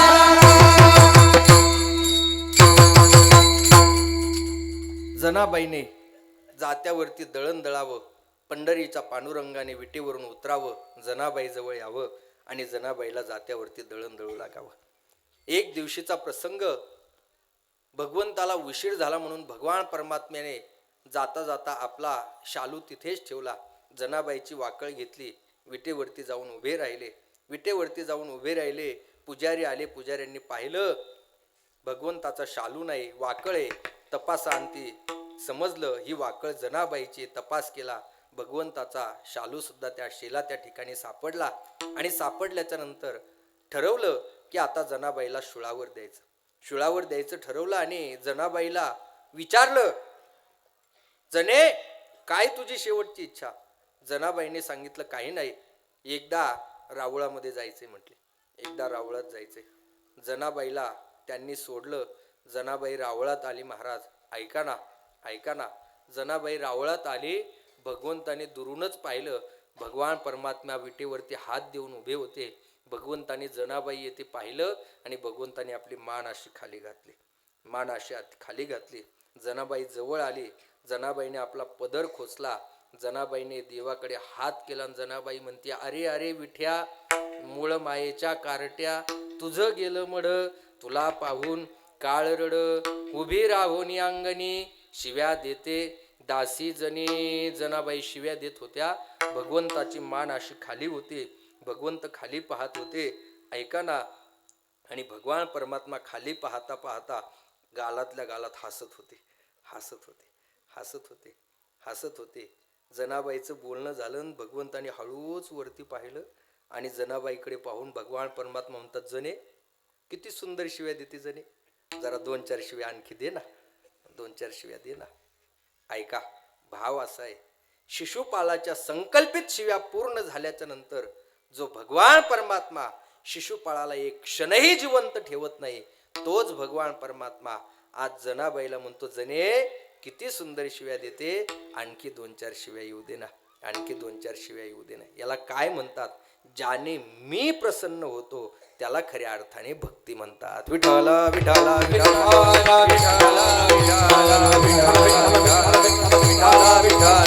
हो, अशी भक्ती आपल्या जीवनात झाली पाहिजे, अशी भक्ती आपण केली पाहिजे. अशी भक्ती आपण करत नाही. प्रेमा आपली भक्ती आहे, परंतु आपली भक्ती वरवरची. महाराज आपण प्रमाण ऐकलं, थोर प्रेमाचा भुकेला हाची दुष्काळ तयाला, अंतरीची घेतो गोडी पाहे जोडी. भावाचे भाव तुमचा महत्वाचा आहे, प्रेम महत्वाचे. म्हणून महाराज म्हणतात, आम्ही आमच्या जीवनात भक्ती केली, पण ती कशी केली? महाराज म्हणतात, सांडोनी उद्वेग. उद्वेग या शब्दाचा अर्थ होतो कामना रहित, अपेक्षा रहित, निरपेक्ष स्वरूपाची भक्ती आम्ही आमच्या जीवनामध्ये केली. त्याचं परिणाम असा झाला, पावलो हे संग सुखयाचे. परमार्थ करत असताना माणसाने त्याच्या जीवनात कोणतीही अपेक्षा ठेवली नाही पाहिजे. नाथ महाराज भागवतामध्ये म्हणतात, परमार्थाचे मुख्य बीक आणि निरपेक्षता त्याची नासिक. परमार्थाचं मुख्य जर काही असेल ना, परमार्थाचं नाक जर काही असेल तर ते काय आहे? निरपेक्षता. आपल्या सगळ्या शरीरामध्ये जर महत्वाचा अवयव काय असेल तर तो कोणता आहे? तुम्हाला नाक नाही काय? म्हणजे परमार्थ शरीरातला मुख्य अवयव कोणता आहे? नाक आहे ना.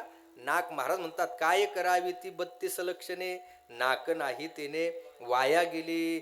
जसं शरीरातला मुख्य अवयव नाक आहे, नाक जर नसेल तर मग ते बाकीच्या लक्षणांचा काही विचार नाही. तसं परमार्थामध्ये सगळ्या गोष्टी आहेत तुमच्याकडे, आणि जर निरपेक्षता नसेल तर तो परमार्थ तुमचा शून्य आहे. विठ्ठला विठ्ठला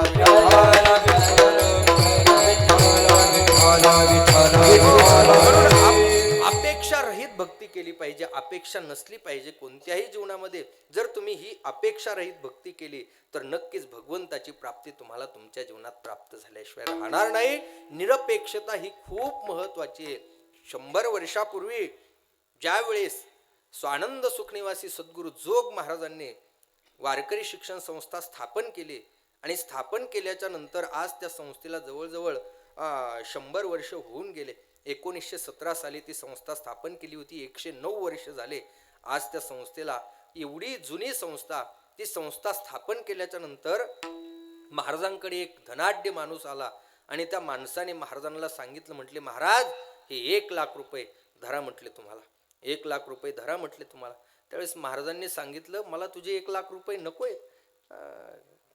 अहो कोणता काळ? 109 वर्षापूर्वी 1 लाख रुपये होते. 109 वर्षापूर्वी त्यावेळेस एका आण्याला सुद्धा किंमत होती. त्यावेळेस तो माणूस 1 लाख रुपये महाराजांना देत होता. त्यावेळेस जोग महाराजांनी सांगितलं, म्हटले मला तुझ्या 1 लाख रुपयाची गरज नाही. म्हटले महाराज राहू द्या, तुम्हाला संस्था बांधायला, धर्मशाळा बांधायला उपयोग आहे. अरे म्हटले गरजच नाही ना, मला नकोच तुझे 1 लाख रुपये. 1 लाख रुपये नकोच. आता शेवटी पैशावाल्या माणसाचा अहंकार जागा होतोच. त्याचा अहंकार जागा झाला. तो म्हटला, महाराज अशा काळामध्ये, एवढ्या काळामध्ये तुम्हाला 1 लाख रुपये देणारं कोणी मिळेल का? 1 लाख रुपये कुणी देणारं मिळेल का? त्यावेळेस जोग महाराजांनी त्याला उत्तर दिलं. जोग महाराज म्हटले, भल्या ग्रहस्था, अशा काळामध्ये तू नाही तर तुझ्यापेक्षा दुसरा एखादा मला 1 लाख रुपये देणारा भेटेल. तू नाही तर तुझ्यापेक्षा एखादा मला 1 लाख रुपये देणारा भेटेल. पण ऐक, तू 1 लाख रुपये घ्या म्हणत असताना सुद्धा तुझे 1 लाख रुपये नको नको म्हणणारा माझ्यासारखा पठ्ठ्या तुला भेटेल का? म्हटले कुठे? माझ्यासारखा भेटेल का? माझ्यासारखा भेटेल का? निरपेक्षता, याला काय म्हणतात? निरपेक्षता. ही निरपेक्षता जोग महाराजांच्या अंगी होती. म्हणून आज 109 वर्ष झालं तरी सुद्धा संस्था दिमाखात उभी आहे. याचं एकच कारण आहे निरपेक्षता. महाराज संस्थेचं वैशिष्ट्य आहे, शिक्षकांना पगार नाही आणि विद्यार्थ्यांना 1 रुपयाची फी नाही. फक्त सेवा वृत्तीने ती संस्था आजही काम करते. महाराष्ट्रामध्ये नवे महाराष्ट्राच्या बाहेरही जेवढे म्हणून आज तुम्ही कीर्तनकार पाहतायत त्यातले 99% कीर्तनकार स्वानंद सुखनिवासी सद्गुरू जोग महाराज वारकरी शिक्षण संस्थेचे. ही संस्थेची ख्याती आहे महाराज. संस्था एवढी मोठी आहे. आपल्या आपण ज्या परिसरामध्ये राहतो, ज्या परिसरातून आपण आलेलो आहोत, नवे ज्या परिसर गंगागिरी महाराजांच्या पदस्पर्शाने पावन झालेला आहे ना, स्वानंद सुखनिवासी जोग महाराजांना बोध सुद्धा सद्गुरू गंगागिरी महाराजांचाच होता. पंढरपूरमध्ये ज्यावेळेस महाराज पहिले पैलवान होते आणि महाराज कुस्त्या करत होते, खूप कुस्त्या करायचे. पैलवानमध्ये त्यांनी पंढरपूरला कुस्ती केली आणि तो पैलवान पाडला. ज्यावेळेस मिरवणूक निघाली त्यावेळेस गंगागिरी महाराज पंढरपूरला होते. गंगागिरी महाराजांना दर्शन घेतलं महाराजांनी. त्यावेळेस सांगितलं, काय केलं? म्हटले पैलवान पाडला. त्यावेळेस गंगागिरीजी महाराजांनी सांगितलं, म्हटले हा पैलवान पाडून काय उपयोग आहे? काळ आहे ना, तो पैलवान त्याला पाडा, मग तुम्ही खरे पैलवान ठराल. तोच बोध महाराजांनी घेतला आणि पुढचं आयुष्य परमार्थाला समर्पित केलं आणि तिथून पुढे संस्थेची सुरुवात झाली. याचा अर्थ मी सांगतो काय, निरपेक्षता ही जी परंपरा जी आहे ना, ही इथपासून आलेली परंपरा. म्हणून ही निरपेक्षता आपल्या अंगामध्ये असली पाहिजे. परमार्थ करायचा आहे तर तो निरपेक्ष भावनेने. महाराज म्हणतात, आम्ही भक्ती केली, कशी केली? सांडोनी उद्वेग. त्याचा परिणाम काय झाला? पावलो हे संग सुख याचे. आम्हाला आमच्या जीवनात भगवंताच्या सहवासाचं सुख मिळालं. महाराज म्हणतात ते सुख प्राप्त करून घेण्यासाठी महाराज म्हणतात की आम्ही भक्ती केली. विठ्ठल विठ्ठल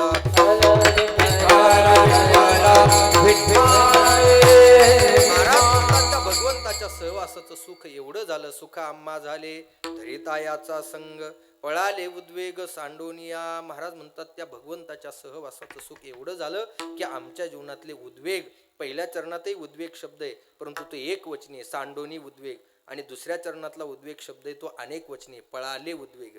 मग एक वचनी त्याचा अर्थ आपण काम घेतला होता, अपेक्षा रहित घेतला होता, आणि पळाले याचा अर्थ क्रोध आणि लोभ. हे तीनही आमच्या जीवनातून निघून गेले. काम क्रोध लोभ निमाले ठाईची. मग अवघी आनंदाची सृष्टी झाली. महाराज म्हणतात सुखा आम्हा झाले धरितायाचा संग पळाले उद्वेग सांडोनिया. आणि ते सुख किती झालं तेच महाराज अभंगाच्या शेवटच्या तुका मने सुख तुका मने सुख झाले जेवा तुका मने सुख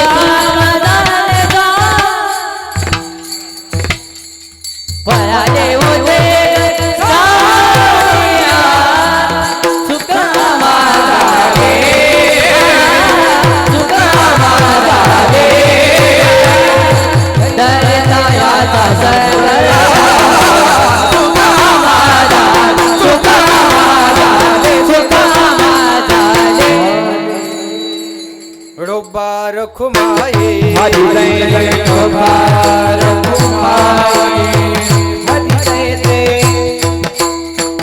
हरि जय जय जय जय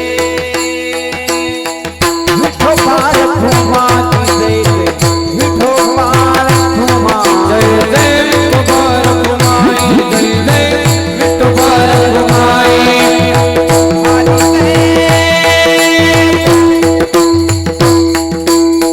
हरि जय हरि जय हरि जय जय हरि हरि जय जय जय जय जय जय जय विठोबार कुमारी विठोबार कुमारी हरि जय जय हरि जय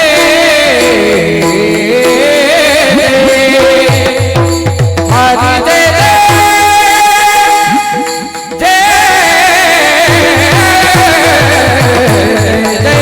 विठोबार कुमाई हरि जय हरि जय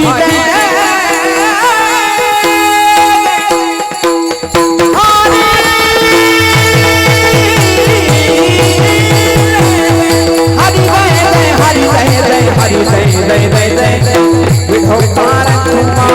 जय हरि जय हरि जय हरि जय जय जय जय जय विठोबार कुमारी हरि जय हरि जय जय हरि जय जय हरि जय जय जय जय जय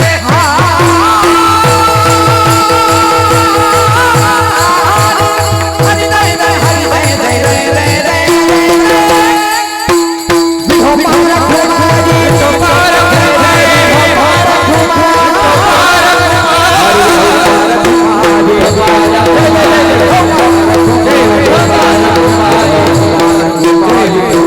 कुमारी विठोबार तुका म्हणे सुख बहु झाले जीवा घडली या सेवा विठोबाची किंवा महाराज म्हणतात करीता या सेवा विठोबाची सुखा आम्हा झाले दरितायाचा संग पळाले उद्वेग सांडोनिया महाराज म्हणतात ते सुख आमच्या जीवनात एवढं प्राप्त झालं त्याला महाराजांनी विशेषण दिलंय बहु बहु म्हणजे किती हो बहु म्हणजे त्याला काही अपरंपार त्याला काही गणती करता येत नाही एवढं सुख आम्हाला आमच्या जीवनात प्राप्त झालं याचं कारण आम्ही त्या भगवंताची सेवा करतोय खऱ्या अर्थाने शिवचिदंबर स्वामी यांचा जो अवतार आहे तो प्रत्यक्ष पांडुरंगाचा अवतार आहे आणि त्यांचे दास असणारे राजाराम महाराज आणि त्यांची ही परंपरा ही पिढी आज खऱ्या अर्थाने शिवचिदंबर स्वामी म्हणजे प्रत्यक्ष पंढरीश पांडुरंग परमात्म्याची सेवा करते महाराज पंढरीश पांडुरंग परमात्म्याची सेवा त्यांच्या जीवनामध्ये आली आणि म्हणून खऱ्या अर्थाने सुख जे आहे ना ते त्यांच्याकडे आहे एवढा मोठा समाज खऱ्या अर्थाने इथं उपस्थित होणं हे अवघड आहे परंतु ही महाराजांची कृपा आहे महाराजांची कृपा आहे म्हणून महाराज म्हणतात ते सुख आम्हाला आमच्या जीवनात मिळालं कशामुळे त्या भगवंताच्या सेवेमुळे ती भगवंताची सेवा अखंड आपल्या जीवनामध्ये घडली पाहिजे भगवंताची सेवा करायची म्हणजे काय करायचं भगवंताची सेवा करायची म्हणजे काय करायचं काहीच नाही फक्त भगवंताचं मुखाने नामस्मरण करायचं नामचिंतन करायचं ऐका बरं का आपण म्हणतो नामस्मरण करत जा नामस्मरण करत जा नामस्मरण करत जा परंतु नामस्मरण एवढ्या सहजासहजी शक्य होत नाही नामस्मरण याच्या अगोदर 2 टप्पे आहेत महाराज पहिले नाम उच्चारण दुसरे नाम चिंतन आणि नंतरने नामस्मरण अगोदर वैखरीने ते उच्चारण करावं लागतं उच्चारण केल्याच्या नंतर त्याचं चिंतन होत असतं आणि चिंतन झाल्याच्या नंतर त्याचं स्मरण होत असतं स्मरण केव्हा होतं स्मरण तेव्हाच होतं जेव्हा चिंतन होतं आणि चिंतन तेव्हाच होतं जेव्हा उच्चारण होतं. आपल्याकडून उच्चारणच होत नाही तर चिंतनही होत नाही, चिंतन होत नाही म्हणून स्मरणही होत नाही. त्याच्यामुळे अगोदर उच्चारण झालं पाहिजे आणि ते उच्चारण आपल्या वैखरीने करणं ही गोष्ट अत्यंत महत्त्वाची आहे. म्हणून भगवंताचं उच्चारण करा, त्याचं चिंतन करा आणि त्याचं स्मरण करा. नक्कीच तो भगवान परमात्मा सुद्धा तुमच्या घरी आल्याशिवाय राहणार नाही. म्हणून महाराज म्हणतात, सुखा आम्हा झाले धरिता याचा संग, पळाले उद्वेग सांडोनिया ज्ञानेश्वर माऊली. माऊली ज्ञानेश्वर माऊली ज्ञानराज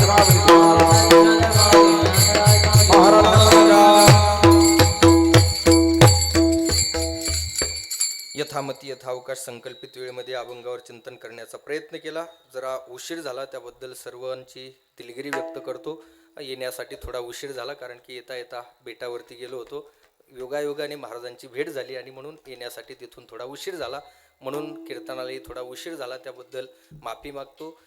या कीर्तन सेवेमध्ये जे काही योग्य असेल ते माझ्या स्वानंद सुखनिवासी सद्गुरू जोग महाराज वारकरी शिक्षण संस्थेतील माझे सर्व गुरुवर्य, त्याच पद्धतीने माझे गुरुजी असणारे श्री हरिभक्तपरायण रामायणाचार्य विदर्भरत्न गोपालक संजयजी महाराज पाचपोर यांचे जे काही चुकीचं असेल ते माझ्या बुद्धीचे दोष आहेत, माझे मला परत करा. चांगलं असेल ते आपल्या जीवनामध्ये घ्या आणि नक्कीच आपलं जीवन उद्धरून नेण्याचा प्रयत्न करा. या ठिकाणी सेवा करण्यासाठी मला श्री हरिभक्तपरायण आमचे शुभम महाराज असतील, सर्वच ही मंडळी, सप्ताहाचं संयोजन आयोजन करणारी सर्व मंडळी यांच्या माध्यमातून मला निमंत्रण देण्यात आलं आणि त्यानिमित्त तुमच्या सर्वांच्या दर्शनाचा योग झाला. या ठिकाणी ही सर्वच गुणीजन गायक वादक महाराज मंडळी, खऱ्या अर्थाने वय खूप लहान आहे, परंतु एवढ्याही लहान वयात एवढं सुंदर वाजवणं असेल, सुंदर गाणं असेल, ही सर्वच मंडळी आमचे शुभम महाराज, नवनाथ महाराज, आपल्याच परिसरातले आमचे आदित्य महाराज आहेत. सर्वच मंडळी आमचे, माझ्यावर नितांत प्रेम ज्यांचं आहे ते आपल्याच परिसरातले आमचे गणेश महाराज मोरे, आज खास आवर्जून महाराजही या ठिकाणी उपस्थित आहेत. आमचे माऊली महाराज आहेत. ही सर्व संस्थेतील बालगोपाळ महाराज मंडळी, यांच्यासाठी एकदा जोरदार टाळ्या वाजवा. ज्यांच्या संस्थेतले असतील त्या गुरुवर्यांना सुद्धा खूप खूप धन्यवाद आहेत. फक्त माझ्या बऱ्याच दिवसापासून माझ्या मनात एक खंत आहे, तेवढी मी तुम्हाला बोलून दाखवतो. ज्यांची संस्था असेल राग मानून घेऊ नका, आपण सर्व एकच आहोत. फक्त मला वाटतंय तेवढं बोलतोय, त्याच्यात सुधारणा करता आली तर करा, नाहीतर आपलं चाललेलंच आहे, त्याच्यात काही फरक नाही. परंतु फक्त एक सूचना मला अशी, म्हणजे आपले म्हणून सांगतो मी, आपण हे विद्यार्थी घडवतो. मी सुद्धा तिथंच कधीतरी त्या लाईनला उभं होतो, तिथूनच मी सुद्धा इथंच आलो. वयाच्या 10व्या वर्षी घर सोडलेला माणूस आहे मी. वयाच्या 10व्या वर्षापासून मी बाहेरच आहे आणि मीही कधीतरी या लाईनलाच उभा होतो. इथूनच मी इथपर्यंत आलो, परंतु इथून इथपर्यंत येण्याचा प्रवास करण्यासाठी मध्ये खूप अंतर जावं लागलं. 20 वर्षाचा जवळजवळ 20 ते 25 वर्षाचा कालावधी गेला. परंतु आज ही आपल्याकडे मुलं, लहान लहान मुलं शिकायला येतात ना, पावली खेळलीच पाहिजे. आपल्या वारकरी संप्रदायामध्ये पावल्या खेळलंच पाहिजे. आपण ते खेळतो सुद्धा, परंतु पावली खेळण्याच्या बरोबर सुद्धा मला असं वाटतं, ज्यावेळेस भजन चालू असेल ना, त्यावेळेस प्रमाण ऐकून यांना म्हणण्याची सवय आपण लावणं ही सगळ्यात महत्त्वाची गोष्ट आहे. पावली खेळलीच पाहिजे, त्याच्यात माझं दुमत नाही. परंतु या कीर्तनामध्ये असेल, भजनामध्ये असेल, त्यांचं भजन इथंच तयार होतं. हे आमचे 2 विद्यार्थी, 2 नाही, हे 3 सुद्धा आमचेच विद्यार्थी आहेत, आमच्याच संस्थेचे आहेत. यांना काही हे कुठं शिकायला खूप लांब गेले नाहीत महाराज, ते तिथंच शिकले. परंतु शिकले कशातून? याच माध्यमातून शिकले. ज्यावेळेस गायक प्रमाण म्हणतात, कीर्तनकार प्रमाण म्हणतात, त्यावेळेस यांना सुद्धा ती म्हणण्याची सवय आपण लावली पाहिजे. कारण की हे म्हणजे उद्याचं आपलं संप्रदायाचं भविष्य, हे उद्याचं संप्रदायाचं भविष्य, आणि ते भविष्य समाजापुढे जात असताना चांगल्या पद्धतीने गेलं पाहिजे. संप्रदायाचा आदर्श आपण पुढे ठेवला पाहिजे. याच्यामुळे पावलीही खेळलीच पाहिजे. ज्यावेळेस विठ्ठल विठ्ठल भजन असेल त्यावेळेस पावली खेळा, परंतु ज्यावेळेस प्रमाण चालू असेल त्यावेळेस गायकांनी पुढे म्हटल्याच्या नंतर त्यांना लक्ष देऊन ते प्रमाण मागे म्हणण्यासाठी आपण शिकवावं, म्हणावं, सांगावं. एवढीच फक्त एक विनंती सर्व महाराज मंडळीला करतो. ज्यांची संस्था आहे त्यांना राग मानू नका, मी सुद्धा तुमच्यातलाच आहे म्हणून तुम्हाला सांगितलं. झालेली सेवा भगवंताच्या चरणी समर्पित करतो आणि याच ठिकाणी सेवेला पूर्णविराम. तरी न्यूनते पुरते अधिकते सरते, करोनी घ्यावे तुमते विनोद असे. पायाच्या प्रसादे काही बोलिलो विनोदे, मज क्षमा करणे संती नोही अंगभूत युक्ते. नोहे हा उपदेश तुमचे बडबडिलो शेष, तुमच्या कृपेचे पोसणे जन्मोजन्मी तुका म्हणे. किंबहुना तुमचे केले धर्म कीर्तन हे सिद्धी नेले, येथे माझे जे उरले पायी कपन विठ्ठल जय जय विठ्ठल जय जय विठ्ठल जय जय जय विठ्ठल जय जय विठ्ठल जय जय आ बोली लेले पुरी देवा पुरी उत्तरे करा क्षमा करा महाराज आ लागी विचारी जिल्हाधिकार मी आपला धरा क्षमा करा महाराज तुम्ही तुका म्हणे ज्ञानेश्वरा राखा पायापैकी करा